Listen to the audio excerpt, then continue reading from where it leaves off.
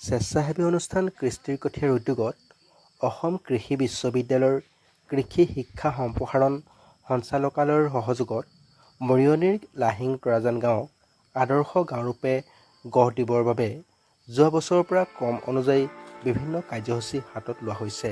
সেই অনুসৰি গাঁৱৰ কেইবাগৰাকীও মহিলা তথা যুৱক যুৱতীক আত্মনিৰ্ভৰশীল কৰি তুলিবৰ বাবে মাছৰুম খেতিৰ এয়া প্ৰথম পদক্ষেপ লোৱা হৈছিল। তেওঁলোকক অসম কৃষি বিশ্ববিদ্যালয়ত প্ৰশিক্ষণ প্ৰদান কৰাৰ লগতে প্ৰয়োজনীয় বীজ সামগ্ৰীসমূহো যোগান ধৰা হয়।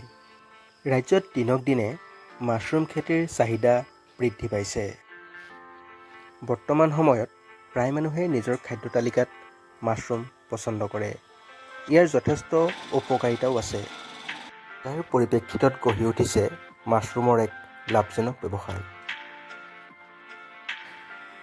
মাছৰুম খেতিৰ বাবে প্ৰয়োজনীয় প্ৰধান সামগ্ৰীবিধ হৈছে ধান খেৰ।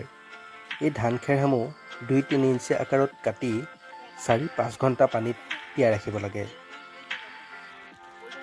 তিতা খেৰবোৰৰ পৰা পানী নিগৰাই পলিথিন বেগত স্তৰে স্তৰে বীজ ছটিয়াই ভৰাব লাগে। এই পলিথিনৰ বেগবোৰক চিলিণ্ডাৰ বুলিও কোৱা হয়। চিলিণ্ডাৰবোৰ অন্ধকাৰ আৰু সেমেকা কোঠাত ১০-১৫ দিন ৰাখিব লাগে। অসমত মাছৰুম খেতিৰ সুবিধাসমূহ হৈছে যে এই খেতি খুব কম খৰচতে হয় আৰু এই খেতি ১২ মাহেই হৈ থাকে। লগতে অসমত মাছৰুম খেতিৰ স্থানীয় যি বজাৰ, সেই বজাৰখনো দ্ৰুতগতিত বৃদ্ধি পাইছে।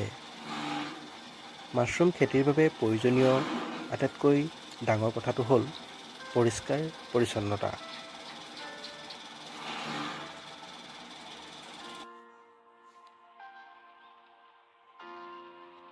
যাই থৈছোঁ এইখিনি আজি মেলিব লাগিব। এতিয়া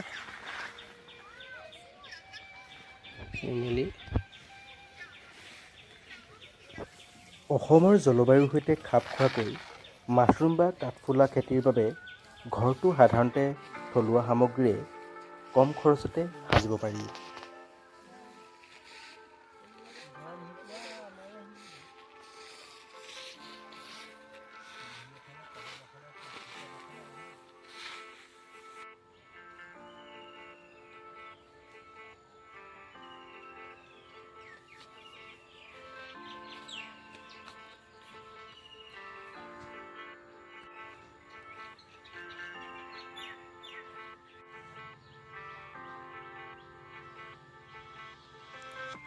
যেতিয়া মাছৰুমৰ পাহিবোৰ কাষবোৰ অলপ ওপৰলৈ ভাঁজ খাবলৈ ধৰে বা পাতল হ'বলৈ আৰম্ভ কৰে, তেতিয়া ইয়াক ছিঙিব লাগে।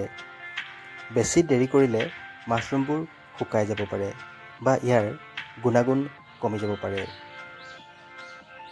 মাছৰুমৰ বাবে আটাইতকৈ প্ৰয়োজনীয় কথাটো হ'ল যে ইয়াত প্ৰতিদিনেই পানী দিবলগীয়া হয়। শেষত কৃষ্টিৰ কঠীয়াৰ পৰিয়ালবৰ্গলৈ আমাৰ গাঁৱৰ পৰা অশেষ ধন্যবাদ আৰু কৃতজ্ঞতা জনাইছোঁ।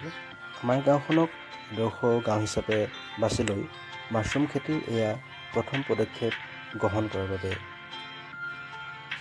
সাংস্কৃতিক দিশৰ লগতে কৃষিৰ ক্ষেত্ৰতো কৃষ্টিৰ কঠীয়াই সমাজখনক এনেদৰেই আৰু আগুৱাই লৈ যাওক, আমি তাৰেই কামনা কৰিছোঁ আৰু অন্তৰৰ পৰা অশেষ ধন্যবাদ আৰু কৃতজ্ঞতা জ্ঞাপন কৰিছোঁ।